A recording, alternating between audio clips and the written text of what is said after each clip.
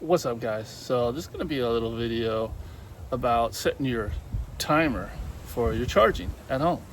So, stuff like this really gets me by. YouTube, I live by YouTube. It's amazing, isn't it? So let's get into this. All right, so this is a 2023 EV Hummer, or Hummer EV. My woman. I'm getting ghetto on you guys. My lady has a seat set for her, but I forgot. So you can also set seats right here. So I actually forgot to set that, and that's something I'm learning. I just set it, so I need to see if it works. But what's really cool about this thing too is when you're unlocking it, if you hit unlock one time and then hold it down, it actually rolls down all the windows. So hit it one time, and then the second one, hold it down, rolls down all the windows. Awesome. Anyway, so for your timer, which I'm gonna have to turn this thing around, what you gotta do is, basically the charging times is after 12 o'clock to 6 generally, or till 9 actually, right? But your premium charging times in my area in California is in between 12 and 1. So it's kind of hard to charge these things in that 3-hour period if you got a lot of charging to go. So the key is to keep it around 80. So charge it up to 80%, and okay, let's get in here. And so you got schedule here. All right, so what you want to do is set it to, it charges up to 80%, and that's what it recommends anyway, right?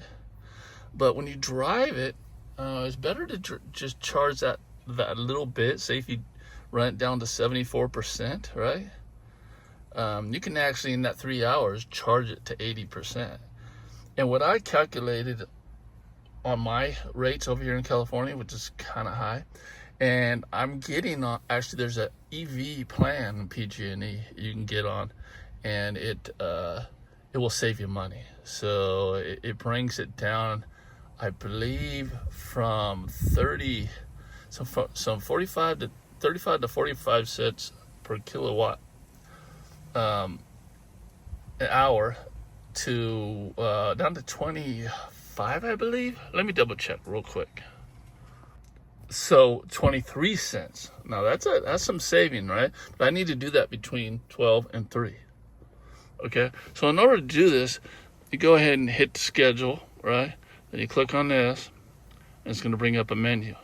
So when you see complete buy, unfortunately you can't do a start buy, but you can do a complete buy. So I went ahead and said complete by 3:30 a.m. All right, and up to 80%.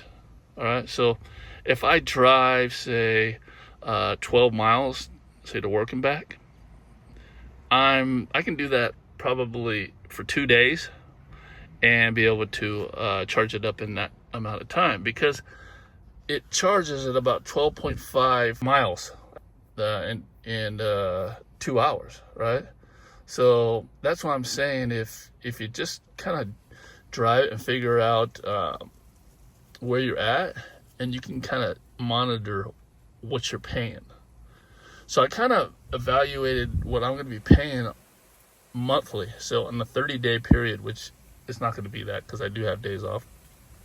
But if I drive this to work and back, okay, just that, I figured it out to cost me about $90 a month, all right, that I'll be paying to keep this thing charged up, just like if I was gassing up and stuff like that, which is not bad. $90 compared to my F-150 that I had, not bad at all. Okay, is it like free energy? Like, oh, all of a sudden I got a EV and I don't have to pay for any gas. You're right, you don't have to pay for gas anymore, but you got to pay for electricity. And depending on where you live in the United States, it's all different. I'm on the Central Coast of California. quite pricey over here, right? As you know, 35 cents, 45 cents kilowatt per hour.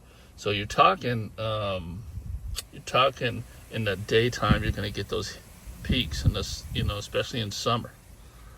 So the best thing to do is get on the phone with your utility company, PG&E or whatever, and they'll go through your billing and figure out how much you're using, whether an EV plan will work for you. And if it does work for you, I recommend doing it, guys. It don't start till next month for me, but I got it all set up, so next month it's going to start. So I'm just making sure I get this all learned, right, beforehand. All right, so once you got this set up, right, then you press save. Then when you plug in your charger from your home, from your garage, it's gonna say on your app that waiting to charge. So also right here, charging, see, it says charging. It says charge later. Okay, so when you plug it in, it's gonna wait till however long it takes to charge by 3:30 a.m. So if I drove quite a bit, it might start charging at, I don't know, 11 o'clock if I, drove, say, 50 or 60 miles that day. But if I drove, I don't know, 25 miles, or let's see, so 3 hours, 25, let's say about 40 miles that day, 3 hours should do it. So I'm only going to be paying 23 cents per hour, and that's very low. Okay, so generally what I was paying when I was saying doing $90, what I'm doing now, from the few charges that I've done on this, because it's just new to me, guys, that the PG&E person has said $3 per hour is roughly what I was paying. So that's going to bring it down, right? So if I'm paying $90 a month, maybe I'll be paying about, I don't know, 60. And that's not bad. $60 a month is not bad. But of course, we're going to be driving this stuff on the weekends and stuff. But, driving this thing on the weekend and, driving a little bit more often than that. But just comparing it apples to apples for my F-150 regular gasoline vehicle and this, yeah, definitely saving money. Now, my other car is a Lexus, and that's, that's a nice gas saver. So that's usually our, when we're going to go out, to the coast or go somewhere and do a lot of driving, we usually take that. But we just love this thing. It's so comfortable. It's amazing. I don't know. If you got one of these and you love it, let me know below. All right? And we're going to get into some more of these technical things because there's a lot to learn about these things. And I understand a lot of people explain things differently, and I try to really simplify it. So stay tuned, and yeah, we can get in some more of these. See you in the next one.